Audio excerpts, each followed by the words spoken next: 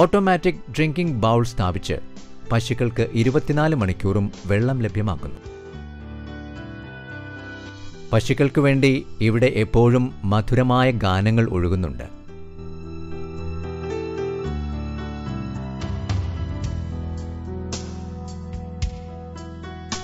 തണുപ്പ് വേണ്ടിവരുമ്പോൾ ആവശ്യത്തിന് ഫാനുകളുമുണ്ട്.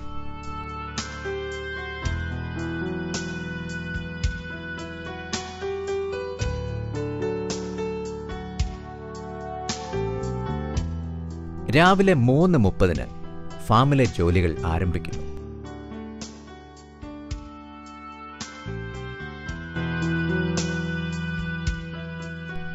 തൊഴുത്ത് വൃത്തിയാക്കലിന് ശേഷം കറവ ആരംഭിക്കുന്നു.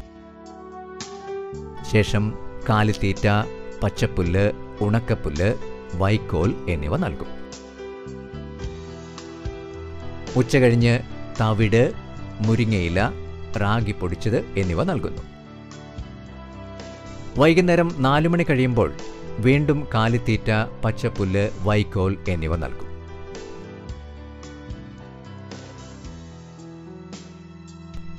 തൊഴുത്ത് കഴുകുന്നതും പശുവിനെ കുളിപ്പിക്കുന്നതുമായ വെള്ളം പുൽകൃഷിക്ക് നനയ്ക്കാൻ ഉപയോഗിക്കുന്നു. അതിനായി പ്രത്യേകം സ്ലറി പമ്പുമുണ്ട്. ചാണകം, ഗോമൂത്രം ഇവ സംഭരിക്കാനും പ്രത്യേക സംവിധാനം ഇവിടെയുണ്ട്.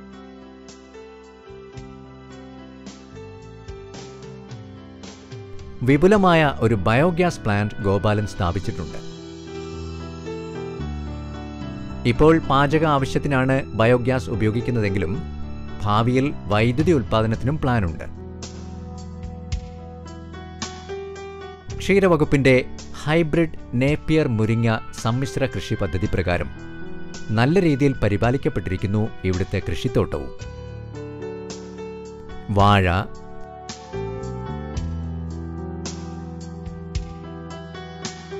പയർ,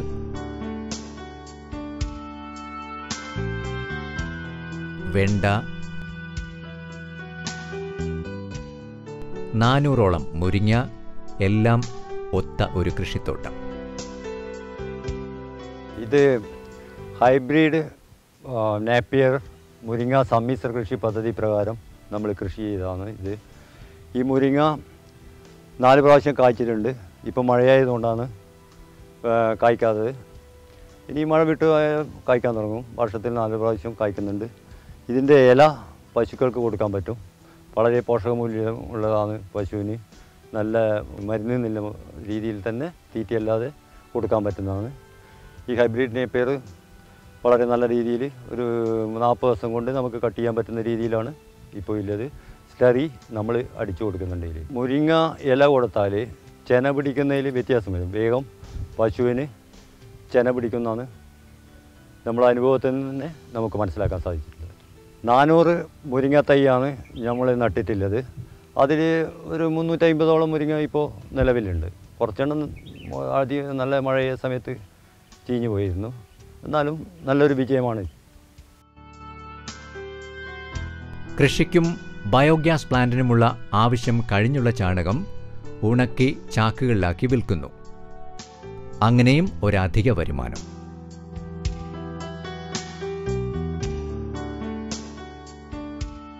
ആയിരം കോഴികൾ വീതമുള്ള 4 ബാച്ച് ഇറച്ചിക്കോഴികളെ ഗോപാലൻ വളർത്തി വിൽപ്പന നടത്തിക്കഴിഞ്ഞു.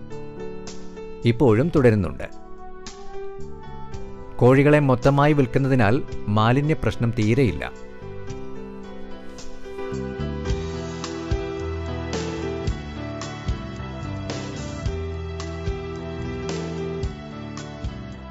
സഹായികളായി 3 പണിക്കാരും ഈ ഫാമിലുണ്ട്. Sarathi institute of veterinary and animal science principal retired professor പത്മനാഭന്റെ നേതൃത്വത്തിലുള്ള വിദ്യാർത്ഥി സംഘമാണ് പഠന സന്ദർശനത്തിനായി എത്തിയിരിക്കുന്നത്. ഗോപാലന്റെ ഡയറി ഫാമും കൃഷിയിടവും സന്ദർശിക്കാൻ ധാരാളം പേർ എത്തിച്ചേരാറുണ്ട്. ഉദാരമായ അതിഥി സൽക്കാരം ഗോപാലന്റെ വ്യക്തിപ്രഭാവത്തെ മികച്ചതാക്കുന്നു.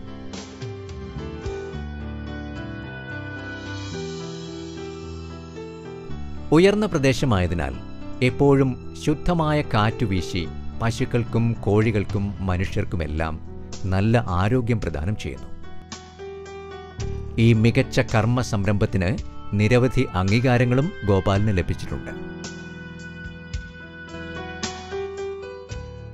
ഗോപാലൻ ഈ രംഗത്തേക്ക് കടന്നു വന്നതിനെപ്പറ്റിയും തുടർന്നുള്ള അനുഭവങ്ങളും അദ്ദേഹം ഡയറി എക്സ്റ്റൻഷൻ ഓഫീസറോട് പങ്കിടുന്നു.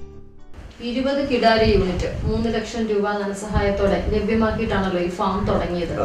ഇപ്പൊ പ്രവാസി ജീവിതം അവസാനിപ്പിച്ച് മരുഭൂമിയിൽ നിന്ന് മടങ്ങുമ്പോൾ ഈ ഡയറി ഫാം തന്നെ തുടങ്ങാനുള്ളൊരു കാരണം എന്തായിരുന്നു?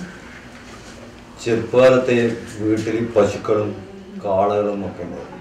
അപ്പോൾ അതിനായിട്ട് ചെറിയ ചെറുപ്പം തന്നെ ഇതിനോട് സഹായം ചെറിയ ജോലികളും ചെയ്യും ഇതിനാവശ്യമായിട്ട്. അപ്പോൾ ഇതിനോട് പ്രത്യേക ഒരു മമതി ഉണ്ടായിരുന്നു. പമ്പളം നാട്ടിൽ വന്ന് സെറ്റിലാകുമ്പോൾ ഒരു ഫാം തുടങ്ങണം, അല്ലെങ്കിൽ പശുക്കളെ വളർത്തണം എന്നതിൻ്റെ ഒരു ആഗ്രഹം ചെറുപ്പത്തിലുണ്ടായിരുന്നു. നിലവിൽ ഈ ഫാം വിപുലീകരിക്കാനുള്ള സാധ്യതകളും അതുപോലെ ഭാവി പരിപാടികൾ എന്തെല്ലാമാണ് ഗോപാലേട്ടൻ്റെ? ഇവിടെ നമ്മൾ 60 പശുക്കൾക്ക് വേണ്ട സ്പേസ് ഉണ്ടാക്കി വെച്ചിട്ടുണ്ട്. ഘട്ടം ഘട്ടമായിട്ട് ഇത് വികസിപ്പിക്കണം. 5 പശുവിനെ വാങ്ങി പിന്നീട് 10 പശുക്കൾ അങ്ങനെയാക്കി വിപുലീകരിക്കേണ്ട പരിപാടിയുണ്ട്. പിന്നെ ഈ ഫാം ടൂറിസത്തിൻ്റെ ഭാഗമായിട്ട് നമുക്ക് കുറച്ച് സ്ഥലമുണ്ട് ഇവിടെ.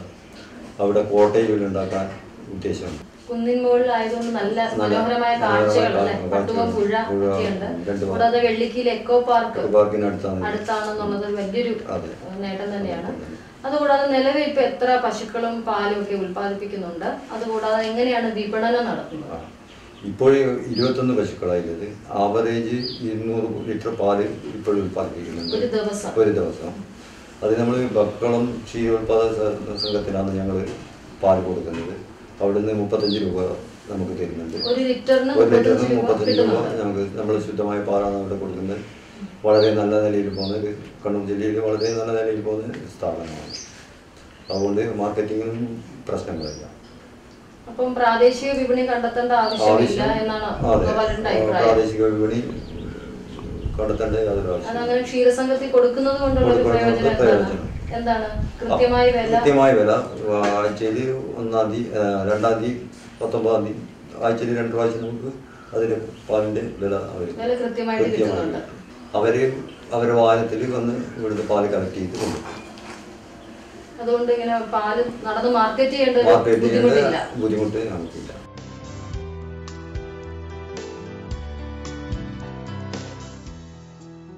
കാർഷിക മേഖലയിൽ കാലാകാലങ്ങളിലുണ്ടാകുന്ന നൂതന സംവിധാനങ്ങളെ സധൈര്യം പരീക്ഷിക്കാനുള്ള ഗോപാലന്റെ സന്നദ്ധതയും അദ്ദേഹത്തിന്റെ വിജയവും സ്തുത്യർഹവും ആർക്കും മാതൃകയും തന്നെയാണ്. കൂടുതൽ വിവരങ്ങൾക്ക് Harsha VS, dairy extension officer, Taliparamba.